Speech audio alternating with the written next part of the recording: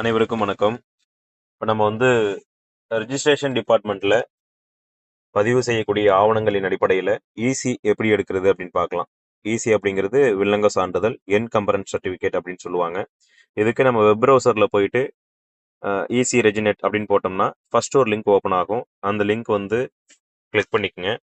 அதில் வந்து இந்த மாதிரி இருக்கும். இதில் வில்லங்க சான்று, இணைய வழி விண்ணப்பித்தல், வில்லங்க சான்றினை தேடுதல் அல்லது பார்வையிடுதல் அப்படிங்கிற ஆப்ஷனை கிளிக் பண்ணிக்கங்க. கிளிக் பண்ணிங்கன்னா இந்த பேஜ் ஓப்பன் ஆகும். இதில் வில்லங்க சான்றுக்கான தேடுதல் அப்படின்னு சொல்லிட்டு புலையன் வாரியாக, ஆவணம் வாரியாக, வார்டு, பிளாக்கு, அடுக்குமாடி குடியிருப்பு வாரியாக மனை அப்படின்னு சொல்லிட்டு இருக்கும். அதில் வந்து நம்ம வந்து சர்வே நம்பர் தெரிஞ்சது அப்படின்னா அந்த சர்வே நம்பர் வச்சுட்டு நம்ம பார்க்கலாம்.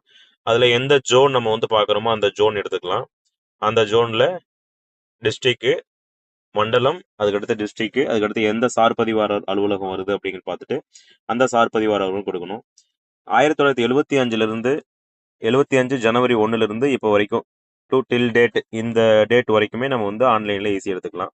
1975 பிஃபோர் நமக்கு வேணும் அப்படின்னா நம்ம வந்து ரிஜிஸ்ட்ரேஷன் டிபார்ட்மெண்ட்டில் நம்ம அப்ளை பண்ணி வாங்கிக்கலாம்.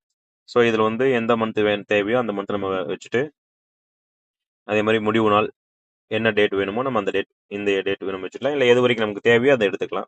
அதில் எந்த கிராமம் நம்ம கொடுக்குறோம் அப்படிங்கிற டீட்டெயில்ஸ் கொடுத்துடணும்.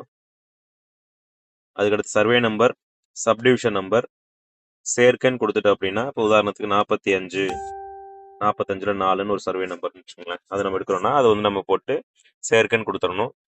இந்த கேப்சா போட்டிருக்கிறத அந்த கேப்சாவை கொடுத்துட்டு தேடுக அப்படின்னு கொடுத்தோம் அப்படின்னா நமக்கு வந்து அதுக்கு உண்டான ஈஸி நமக்கு ஆன்லைனில் வந்துடும். ரிஜிஸ்ட்ரேஷன் டிபார்ட்மெண்ட்டில் ரெஜிஸ்டர் பண்ணி அந்த டாக்குமெண்ட்ஸ் இருந்துச்சுன்னா, ரிஜிஸ்ட்ரேஷன் பண்ணியிருந்தால் தான் நமக்கு வந்து இந்த ஈஸியில் காமிக்கும். டிரான்சாக்ஷன் ஏதாவது நடந்திருக்கணும், அப்போ தான் நமக்கு இந்த ஈஸியில் காமிக்கும்.